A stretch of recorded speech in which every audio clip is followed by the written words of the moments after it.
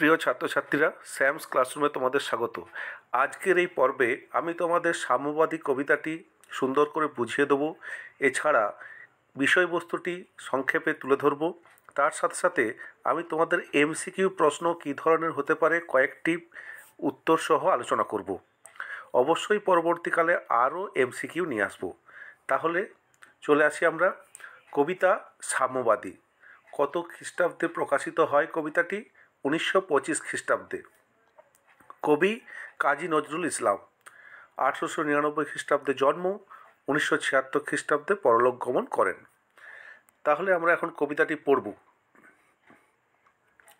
গাহি সাম্যের গান, যেখানে আসিয়া এক হয়ে গেছে সব বাধা ব্যবধান, যেখানে মিশছে হিন্দু বৌদ্ধ মুসলিম খ্রিস্টান, গাহি সাম্যের গান। কবি এখানে সাম্যের গান গেয়েছেন, অর্থাৎ সাম্যবাদী, অর্থাৎ সমস্ত মানুষ এই পৃথিবীতে জাতি ধর্ম বর্ণ নির্বিশেষে সমস্ত মানুষকে একসাথে মিলেমিশে বসবাস করা কথা তিনি বলতে চেয়েছেন। শুধুমাত্র ধর্মীয় নয়, অর্থনৈতিক সাম্য তিনি চেয়েছেন। বিশেষ করে যদি ওই কবিতাটিতে ধর্মটিকেই বেশি গুরুত্ব দিয়েছেন, কারণ আমরা ধর্মকে নিয়েই বেশি চর্চা করি এবং ধর্মকে নিয়ে লড়াইও করি খুব বেশি। সামান্য সামান্য ছোটোখাটো বিষয়ে আমরা ধর্মীয় উন্মাদনা যেভাবে ছড়িয়ে ফেলি বা যেভাবে আমরা পরস্পরকে আক্রমণ করি, সেটা খুবই ক্ষতিকর। তিনি এটা উপলব্ধি করতে পেরেছিলেন।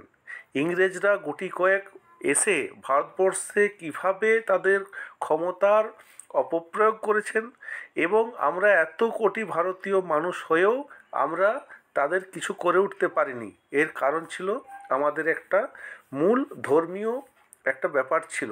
হিন্দু মুসলমান বিশেষ করে আমরা পরস্পর যেহেতু ধর্মীয়ভাবে আলাদা, তাই আমরা নিজেরা কখনোই একাত্ম হতে পারিনি।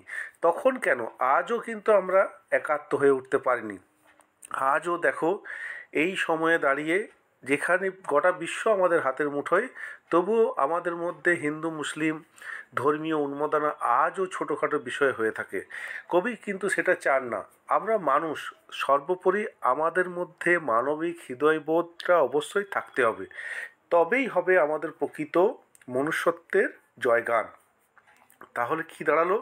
কবি বলছেন সাম্যের গান গাইছেন, যেখানে আমরা সবাই মিলে এক হয়ে গেছি, কোনো বাধা ব্যবধান নেই। যেখানে আমরা হিন্দু বৌদ্ধ মুসলিম খ্রিস্টান পরস্পর সবাই আমরা এক, সেই সাম্যের গান তিনি গেয়েছেন।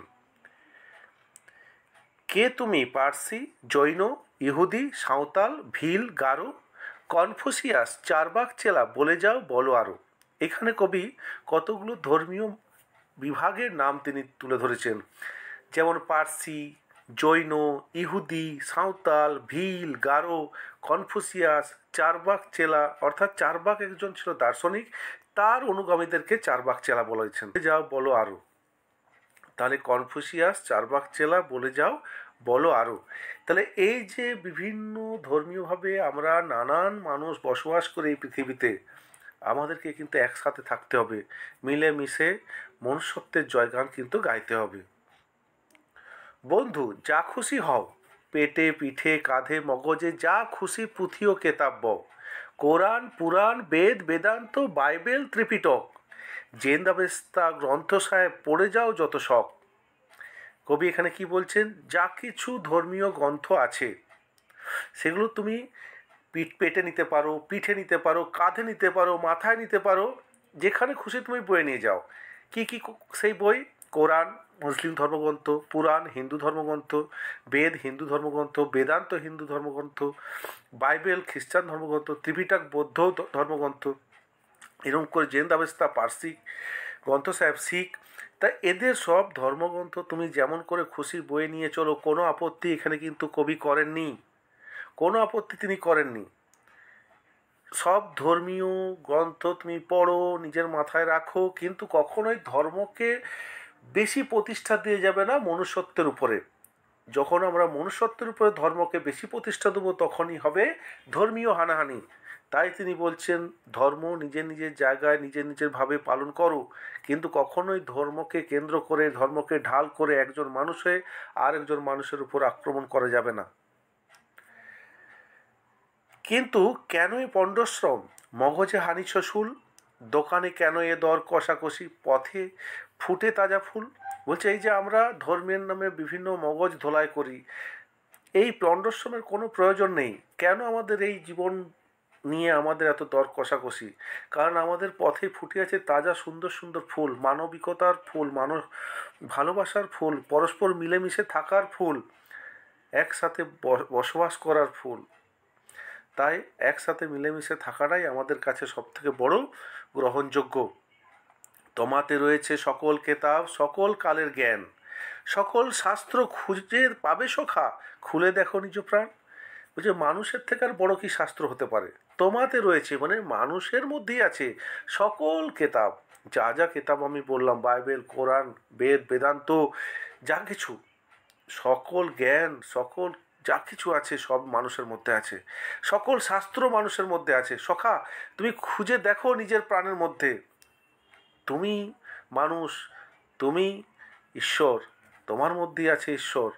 সুতরাং হিন্দু, মুসলিম, খ্রিস্টান, জৈন, যে যার ধর্ম পালন করুক, প্রত্যেক মানুষের মধ্যে একটা করে ঈশ্বর লুকিয়ে আছে। তাহলে একজন একজনকে যখন আমরা খারাপভাবে দেখব, তখন একটা ঈশ্বরকে অবমাননা করা হবে। তাই বলছেন তিনি, তোমাতে রয়েছে সকল ধর্ম, সকল যুগাবতার, তোমার হৃদয় বিশ্ব দেউল, সকলের দেবতার। তাই বলছেন কবি, তোমার মধ্যে রয়েছে সকল ধর্ম, যা কিছু আছে মানুষের মধ্যে আছে, তোমার মধ্যেই যুগাবতার আছে, অর্থাৎ তুমি ভগবান হতে পারো। যেমন হয়েছে রামকৃষ্ণ, যেমন হয়েছে স্বামী বিবেকানন্দ, যেমন হয়েছে কবির, যেমন হয়েছে হযরত মোহাম্মদ শাহ, এরা সবাই মানুষ ছিলেন, কিন্তু তাদের কর্মগুণে, তাদের ভালোবাসার মধ্যে দিয়ে, সেই ভালোবাসা মানুষকে বিভিন্ন জায়গায় ছড়িয়ে দিয়ে তারা আজকে ভগবানের স্থান নিয়ে নিয়েছে, নবী স্থান নিয়ে নিয়েছে। এরপর কেন খুঁজে ফেরো দেবতা ঠাকুর, মৃত পুঁথি কঙ্কালে, হাসিছেন তিনি অমৃত হিয়ার নিভৃত অন্তরালে। বলছে তোমরা কোথায় দেবতা ঠাকুর খুঁজছো? মন্দিরে, মসজিদে, গির্জায়। তোমরা দেখো ওই পুঁথি কঙ্কাল, এই পুঁথিতে কিচ্ছু নেই। তোমরা মানুষ, তোমাদের মনের মধ্যেই সব আছে। তুমি যদি ভালো মানুষ হও তবেই তুমি ঈশ্বর পাবে, আল্লাহ পাবে, গড পাবে। যদি তোমার মধ্যে সেই মনুষ্যত্ব না থাকে, তাহলে সেই আল্লাহ, সেই ঈশ্বর, সেই গড, সে লুকিয়ে লুকিয়ে হাসছে নিভৃত অন্তরালে। যে এরা কারা? ভগবান বলো, আল্লাহ বলো, গড বলো, কোনো মানুষকে কেউই কোনো মানুষের বিরুদ্ধে অস্ত্র তুলে নিতে বলে না। সুতরাং মনুষ্যত্বের জয়গান গাইতে গেলে মিলেমিশে বিভিন্ন ধর্মের মানুষের মধ্যেই থাকতে হবে, সেই ভালোবাসাকে অটুট রাখতে হবে। বন্ধু বলিনি ঝুট, এইখানে এসে লুটাইয়া পড়ে সকল রাজমুকুট, এই হৃদয়ই সে নীলাচল, কাশী, মথুরা, বৃন্দাবন। তাহলে এখানে আমরা কি বলছেন কবি? যারা পাঠক তাদেরকে বলছে, বন্ধু মিথ্যে বলিনি, এই মন, এই হৃদয়, এখানেই সব কিছু রাজমুকুট। আমার মনের মধ্যেই আমি রাজত্ব করতে পারি, আমি নিজেই রাজা, আমার মাথাতেই রাজমুকুট থাকতে পারে। তোমার হৃদয় যদি সেরকম বৃহৎ হয়, এই হৃদয়েই আছে নীলাচল। ধর্মীয় যে স্থানগুলো হিন্দুদের, কাশী, মথুরা, বৃন্দাবন, বুদ্ধ গয়ায়, জেরুজালেম, এ মদিনা, কাবা ভবন। হিন্দুদের সাথে সাথে মুসলিমদের জেরুজালেম, মদিনা, কাবা ভবন, এগুলো সব তাদের পূর্ণ স্থান, সেই সবই হৃদয়ে। মসজিদ এই, মন্দির এই, গির্জা এই, হৃদয়, এইখানে বসে ঈশা পূষা পেল সত্যের পরিচয়। তাহলে মন্দির বলো, মসজিদ বলো, গির্জা বলো, সবই আমাদের হৃদয়। এখানেই ঈশা মূষা পেল সত্যের পরিচয়। ঈশা হচ্ছে মুসলিমদের নবী, তারা সবই সত্যি কথাটা এই হৃদয় থেকেই পেয়েছে। এই রণভূমে বাঁশির কিশোর গাহিলেন মহাগীতা, এই মাঠে হলো মেষের রাখাল, নবীরা খোদার মিতা। তাহলে এই রণভূমে, যুদ্ধক্ষেত্রে বাঁশির কিশোর শ্রীকৃষ্ণ বাঁশি বাজাতে পারতেন ভালো, এবং বাঁশির সুর সমস্ত মানুষের মনকে মোহিত করে দিতে পারত। তিনি শ্রীমদ্ ভাগবত গীতার মতো পবিত্র ধর্মগ্রন্থ হিন্দুদের রচনা করেছেন, গেয়েছেন। তারই কথায় এই মাঠে হলো মেষের রাখাল নবীরা খোদার মিতা। এইভাবেই তো শ্রীকৃষ্ণের যেমন হিন্দু ধর্মের একজন ভগবান হয়ে আছে, বিভিন্ন নবী যেমন হজরত মোহাম্মদ, তিনিও মুসলিমদের মধ্যে খোদার স্থান নিয়ে নিয়েছেন নবী হয়ে। তাহলে তাদেরকে গোটা মুসলিম সমাজ মানে। তাহলে বুঝতে হবে যে মনুষ্যত্বের বিকাশ যদি কেউ ভালোভাবে করতে পারে, সেখানেই আমাদের ঈশ্বর আল্লাহ বা গড। এই হৃদয়ের ধ্যান গুহা মাঝে বসিয়া সাক্ষ্যমণি ত্যাজিল রাজ্য মানবের মহাবেদনার ডাক শুনি।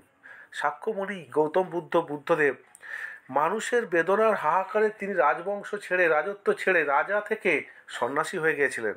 সেই কথাটা কবি এখানে বলেছেন। তাহলে মানুষের বেদনার দুঃখের জন্য সে রাজ মুকুট ফেলে মানুষের ভালোবাসার সঙ্গে মিশে যেতে পারেন।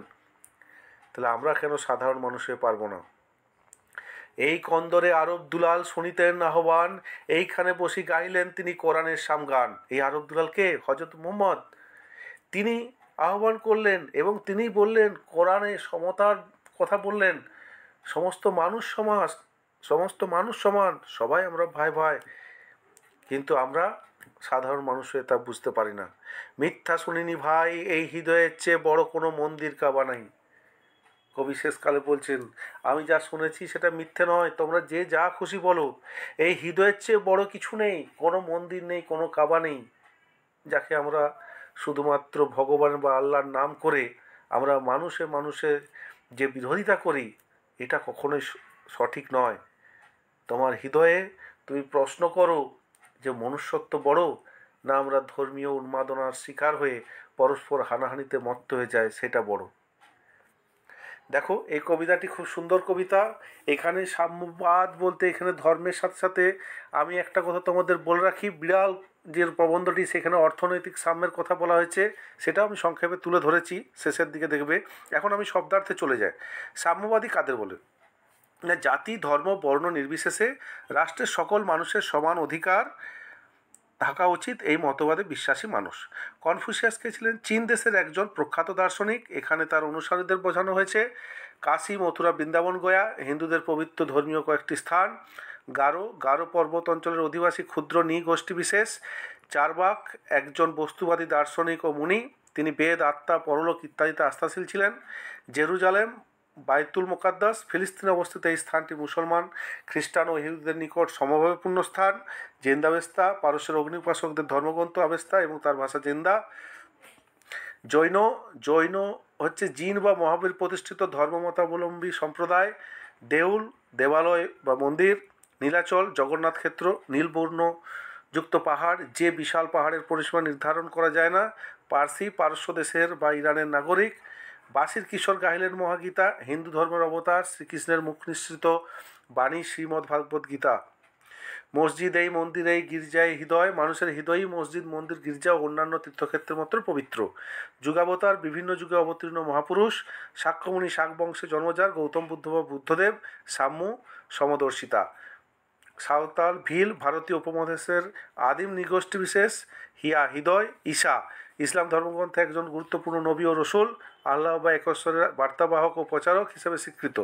আরব দুলাল, আরব সন্তান, এখানে হজরত মুহাম্মদ কে বোঝানো হয়েছে। ইহুদি, প্রাচীন হিব্রু বা জুজাতি ও ধর্ম সম্প্রদায়ের মানুষ। কোরআনের সামগান, পবিত্র কোরআনের সাম্যের বাণী। এরপর চলে আসছে বিষয়বস্তু বা মূলভাবে। তারুণ্যের কবি, বিদ্রোহী কবি কাজী নজরুল ইসলাম সাম্যবাদী কবিতায় বৈষম্যহীন অসাম্প্রদায়িক মানব সমাজ প্রতিষ্ঠার কথা বলেছেন। সাম্যবাদ মানে জাতি ধর্ম বর্ণ নির্বিশেষে রাষ্ট্রের সকল মানুষের সমান অধিকার থাকা উচিত, এ মতবাদ। কাজী নজরুল ইসলাম তার এই কবিতায় সব ধরনের মানুষের অধিকার প্রতিষ্ঠিত করার জন্য সাম্যবাদের বাণী প্রচার করেছেন। কবির বিশ্বাস, মানুষ হিসেবে স্বীকৃতি পেয়ে পরিচিত হয়ে ওঠা সবচেয়ে সম্মানের। নজরুলের আদর্শ আজও প্রতিটি মানুষের জীবন পথের প্রেরণা। কিন্তু মানুষ সম্প্রদায়কে ব্যবহার করে রাজনীতি করে, দুর্বলকে শোষণ করে, এখনও একের বিরুদ্ধে অন্যকে উস্কে দেয়, একজনের প্রতি অন্যজনকে বিমুখ করার ষড়যন্ত্র করে। নজরুল এই কবিতায় মনোভাব পোষণ করে বলেছেন, মানুষেরই মাঝে স্বর্গ নরক, মানুষের তো সুরাসুর, অর্থাৎ মানুষই সর্বশ্রেষ্ঠ। স্বর্গ বলো, নরক বলো, সুর বলো, অসুর বলো, সব মানুষের মধ্যেই। নজরুল জোর দেন মানব ধর্মের উপর। ধর্মগ্রন্থ পড়ে অর্জিত জ্ঞান যথার্থভাবে উপলব্ধি করতে প্রয়োজন মানবিকতা বোধ।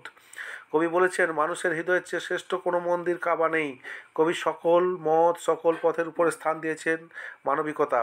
হিন্দু, বৌদ্ধ, খ্রিস্টান, মুসলিম সকলকে একই মায়ের সন্তানের মতো ভেবেছেন। নজরুল মানবিক মেলবন্ধনের জন্য সঙ্গীত রচনা করেছেন, বাণী ও সুরের মাধ্যমে মানবতার সুবাস ছড়ানোর চেষ্টা করেছেন।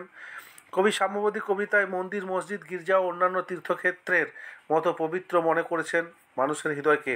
এই হৃদয় যদি পবিত্র থাকে, হৃদয়ে যদি কারো প্রতি হিংসা বিদ্বেষ না থাকে, সকলের প্রতি সমদর্শিতা থাকে, তাহলে পৃথিবী হবে সুখের আবাসস্থল। বঙ্কিমচন্দ্র তার বিড়াল প্রবন্ধে প্রত্যেক মানুষের সমান অধিকার দিয়ে সাম্যবাদী সমাজ গঠনের বাণী উচ্চারণ করেছেন। কবি উপনিবেশিত সমাজে বসবাস করে নিম্ন শ্রেণীর মানুষের যে দুঃখ দুর্দশার চিত্র দেখেছেন এবং সেই নিম্ন শ্রেণীর মানুষের যে সব রকম মুক্তির জন্য আজীবন কাজ করে গেছেন। কবি নজরুল ইসলাম সমাজ থেকে যত অন্যায়, অবিচার, শোষণ, নির্যাতন যা কিছু আছে সব কিছুকে দূর করে সাধারণ মানুষের অধিকার প্রতিষ্ঠার ব্রত নিয়ে লেখনী ধারণ করেছিলেন। তার সেই ব্রত অনেক কাব্যে ফুটিয়ে তোলার চেষ্টা করেছেন। সাম্যবাদী কাব্যগ্রন্থটিও এর ব্যতিক্রম নয়। অর্থাৎ কবির জীবনবোধ, বৈজ্ঞানিক সাম্যবাদ ও সাম্যবাদী কাব্যের বিষয় উভয়ই যেন এক সূত্রে গাথা। এরপর কী ধরনের এমসিকিউ প্রশ্ন আসবে, ইম্পর্টেন্ট কিছু প্রশ্ন নিয়ে আমি আলোচনা করছি। পরবর্তীতে আরও অনেক এমসিকিউ নিয়ে তোমাদের আরও একটি পর্ব করব। কাজী নজরুল ইসলাম কত খ্রিস্টাব্দে জন্মগ্রহণ করেন? 1899 খ্রিস্টাব্দে। কত খ্রিস্টাব্দে কাজী নজরুল ইসলাম 49 নম্বর বাঙালি পল্টনে যোগ দেন? 1917 খ্রিস্টাব্দে। কবি লেটো গানের দলের জন্য কি রচনা করেন? পালাগান। সাম্যবাদী কবিতাটি কোন পত্রিকায় প্রকাশিত হয়? বিজলি পত্রিকায়। মৃত পুঁথি কঙ্কাল কথাটি দ্বারা কি বোঝানো হয়েছে? পুরনো ধ্যান ধারণা। এই কন্দরে বসে কে কোরআনের সামগান গেয়েছেন? আরব দুলাল। কোন মুনি রাজ্য ত্যাগ করলেন? শাক্যমুনি। ত্রিপিটক কাদের ধর্মগ্রন্থ? বৌদ্ধদের। এই মাঠে বসে কারা খোদার মিতা হলেন? নবীরা। চার্বাক মুনি কে ছিলেন? দার্শনিক।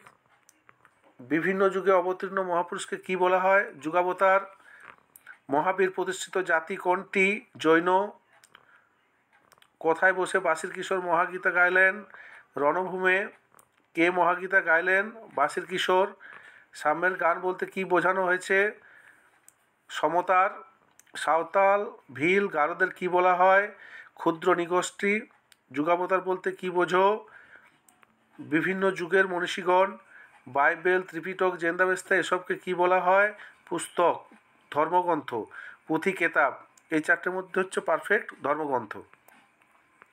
কোরআনের সামগান বলতে কি বোঝো? কোরআনের সাম্যের বাণী। শাক্যমুনি রাজ্য ত্যাগ করলেন কেন? বেদনার ডাক শুনে, মানুষের বেদনার ডাক শুনে। কোথায় বসে হিন্দু, মুসলিম, খ্রিস্টান এক হয়ে গেছে? সাম্যের স্থানে। ঈশা মুসা কোথায় বসে সত্যের পরিচয় পেলেন? হৃদয়ে। কোথায় এসে সকল রাজমুকুট লুটিয়ে পড়ে? হৃদয়ে। নীলাচলের ক্ষেত্রে নিচের কোনটি প্রযোজ্য? জগন্নাথ ক্ষেত্র। পারস্যের অগ্নি উপাসকদের ধর্মগ্রন্থের নাম কি? আবেস্তা। বাসির কিশোরকে? শ্রীকৃষ্ণ। মানবের মহাবেদনার ডাক শুনে কে রাজ্য ত্যাগ করেন? শাক্যমুনি। কিসের চেয়ে বড় মন্দির কাবা নেই? হৃদয়ের চেয়ে। হাসিছেন তিনি অমৃত হিয়ার নিভৃত অন্তরালে কেন? মানুষ পুঁথির কঙ্কালে দেবতার সন্ধান করছে বলে। কে অমৃত হিয়ার নিভৃত অন্তরালে হাসেন? দেবতা ঠাকুর। সাম্যবাদী কবিতায় কোথায় তাজা ফুল ফোটে? পথে। নিজ প্রাণ খুলে দেখলে কি পাওয়া যাবে? সকল শাস্ত্র। আরব দুলাল বলতে কাকে বোঝানো হয়েছে? হজরত মুহাম্মদকে, হজরত মুহাম্মদ শকে। আমার প্রিয় ছাত্রছাত্রীরা, এই পর্বটি আমি তোমাদের এখন আপাতত দিলাম। তো এরপরে আমি আরও এমসিকিউ নিয়ে আলোচনা করব অন্য একটি পর্বে। নজর রাখো এই চ্যানেলে। টাটা।